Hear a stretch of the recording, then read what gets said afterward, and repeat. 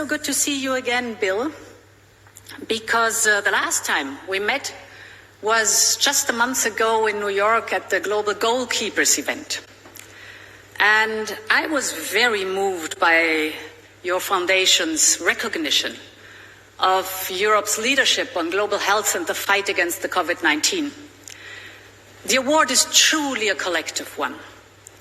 It belongs to all Europeans who showed such dedication during the pandemic, from the frontline workers in our hospitals and essential services to the scientists who developed the life-saving vaccines. And today we are joined by many of you here from around the world who are committed to global health and equity.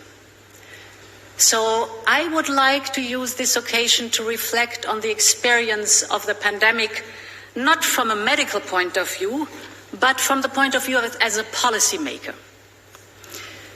And I would like to give a sober assessment of what I think went well and where we need to do better in future. I have 6 lessons that we took.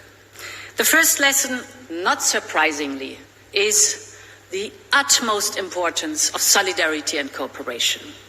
And let me start with the European experience. When the COVID-19 virus made landfall in Europe, things got really tough at the beginning. Some member states chose to close their borders for life-saving material and equipment. There was painful competition for protective equipment, ventilators, and other medical supplies between the different member states. Vaccine nationalism became the norm around the world.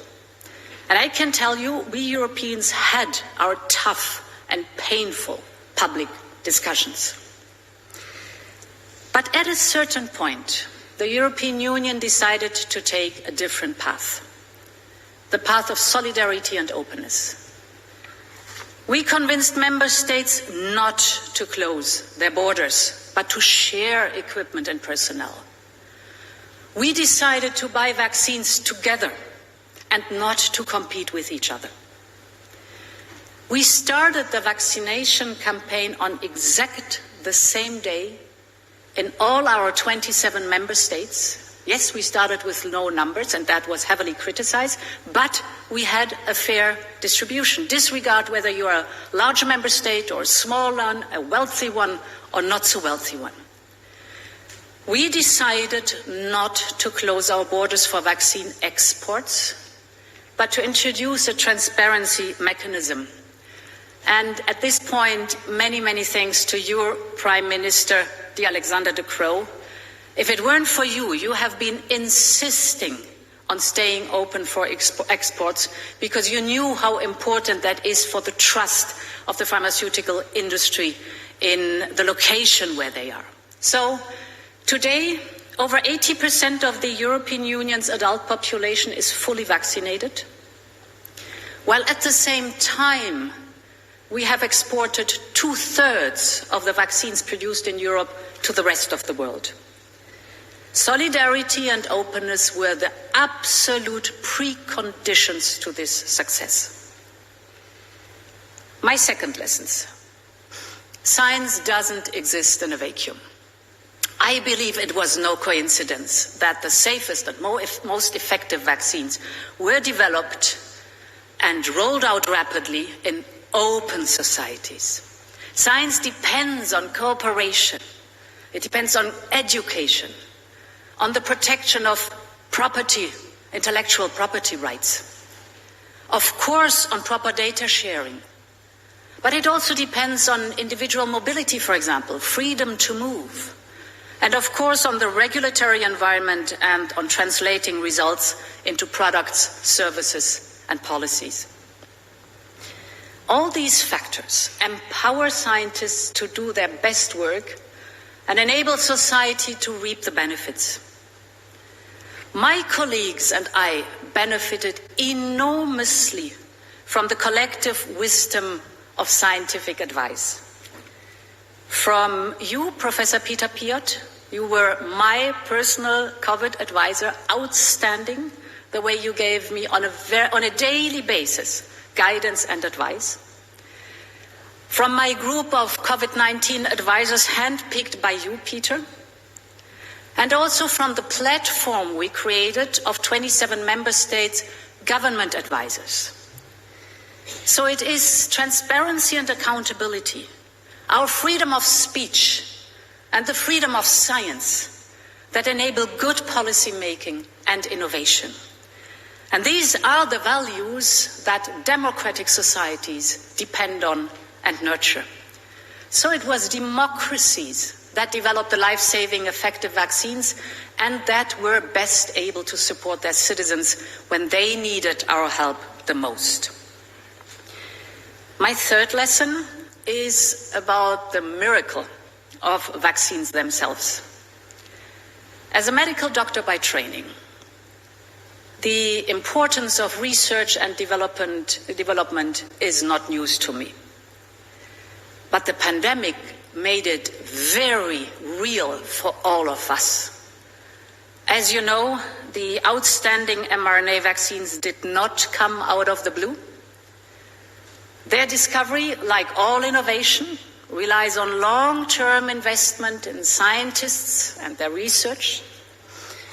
In fact, the European Commission had been investing in mRNA vaccine research since the early 2010s. However, in Europe, we did not have a BARDA, like in the United States, which prepares for the case of an emergency. And I must say this was an obvious disadvantage. So we learned it the rough way, and during the pandemic, we created HERA to anticipate threats and potential health crises.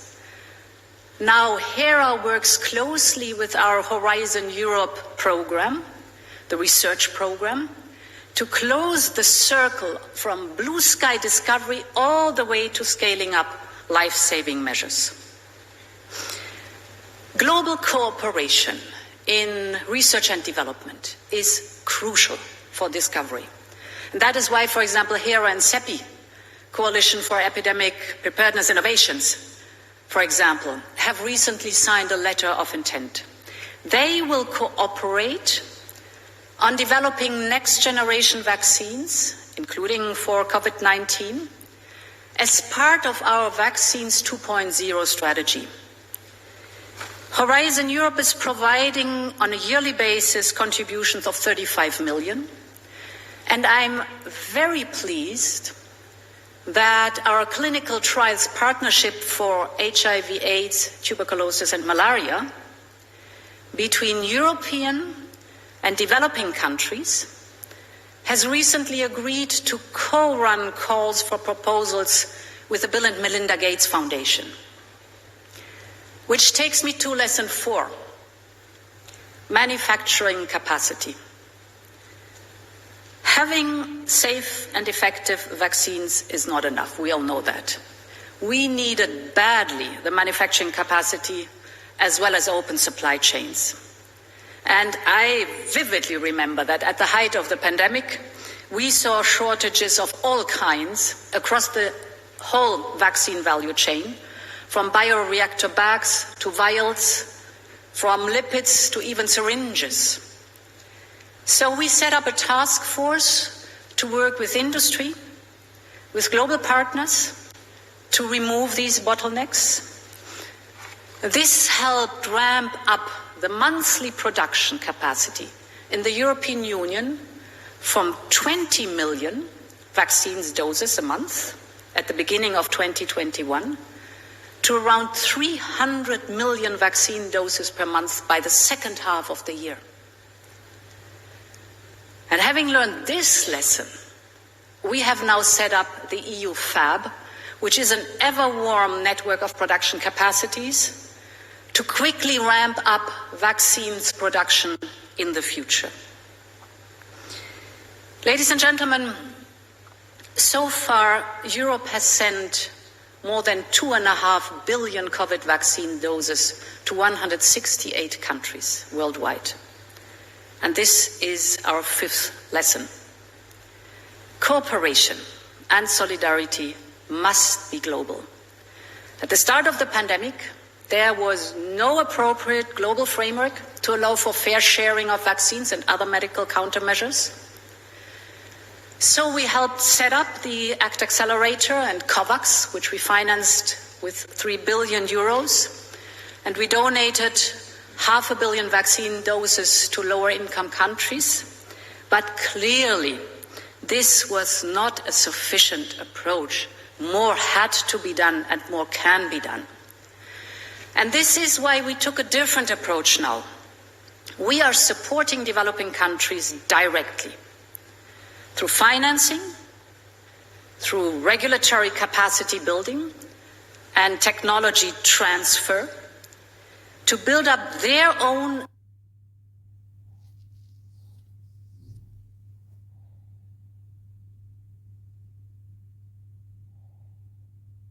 vaccine manufacturing capacity.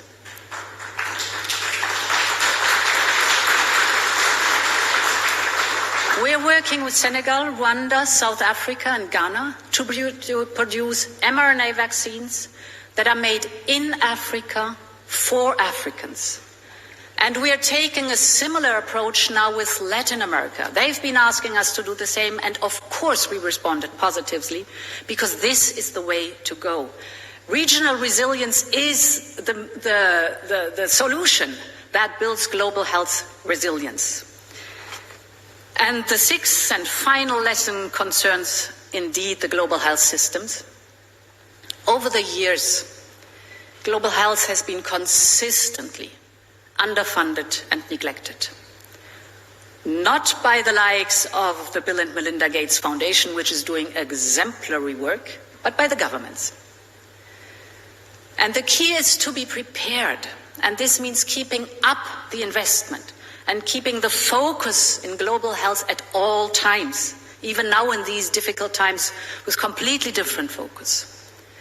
So I am glad that we agreed finally to create a pandemic preparedness and response fund. The European Commission, together with the United States, have committed $450 million each, and this is just the start. With this reinforced funding, we will step up globally surveillance of cross-border health threats, the strengthening of health systems, and most importantly, the support in training and education. Ladies and gentlemen, I know we still have a long way to go, but thanks to all of you and your dedication to global health and equity, I believe we are on the right track. Next month, the European Commission will bring forward the EU Global Health Strategy. It's our proposal to the world on how to better work together in partnership to advance the common goal of global health. And of course, it will draw on the lessons I've just outlined to you. I look forward to continuing our work together, closely together with you. And I wish you a rewarding and thoughtful conference. Many thanks for your attention.